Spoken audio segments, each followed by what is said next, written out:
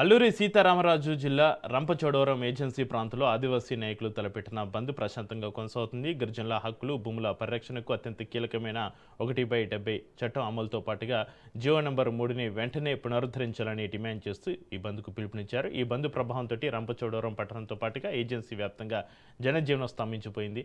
ప్రధాన మార్కెట్లలో వర్తక, వ్యాపార సంస్థలు, పెట్రోల్ బంకులు స్వచ్ఛందంగా మూతపడడంతో కూడలన్నీ కూడా నిర్మానుష్యంగా మారాయి. ఎలాంటి అవాంఛనీయ సంఘటనలు జరగకుండా పోలీసులు భారీ బందోబస్తు ఏర్పాటు చేసి పరిస్థితిని నిరంతరం పర్యవేక్షిస్తున్నారు.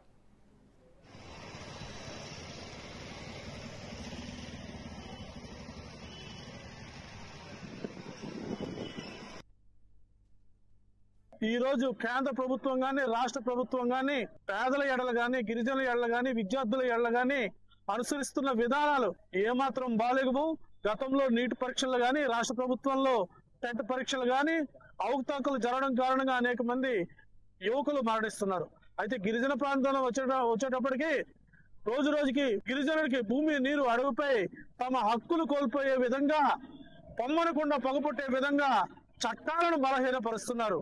అందులో భాగంగానే 170ని పటిష్టంగా అమలు పరచడం కాకుండా తూట్లు పొడిచే విధంగా చేస్తున్న అన్యాయాలు కేంద్ర ప్రభుత్వం కానీ, రాష్ట్ర ప్రభుత్వం కానీ అడ్డుకోవాలని, లేకపోతే గిరిజనులే ఉద్యమాలు చేసి వారి యొక్క హక్కుల్ని వాళ్ళు నెరవేర్చుకుంటారని నేను హెచ్చరిస్తున్నాను. అదేవిధంగా జీవో నెంబర్ 3 సుప్రీంకోర్టు చాలా బ్రహ్మాండమైన తీర్పు ఇచ్చింది.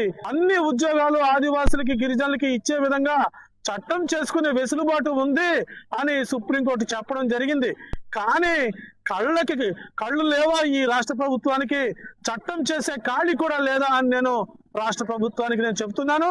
వెంటనే మీరు గిరిజనులకి ఇచ్చినటువంటి హామీలు ఏమైతే ఉన్నాయో జీవో నెంబర్ 3ని చట్టం చేసి గిరిజనుల యొక్క మాన ప్రాణాలని, బ్రతుకుల్ని, జీవితాన్ని రక్షించాలని, విద్యార్థుల యొక్క రాబోయే భవిష్యత్తుకి మంచి బాటలు వేయాలని నేను కోరుకుంటున్నాను. ఇప్పటికే దశల వారీగా అనేక ఉద్యమాలు ఈ ప్రాంతంలో జీవో నెంబర్ 3 స్థానంలో మరొక జీవోని తీసుకొచ్చి 100% రిజర్వేషన్ ఆదివాసులు కల్పించాలనే ఉద్యమం కొనసాగుతూ ఉంది.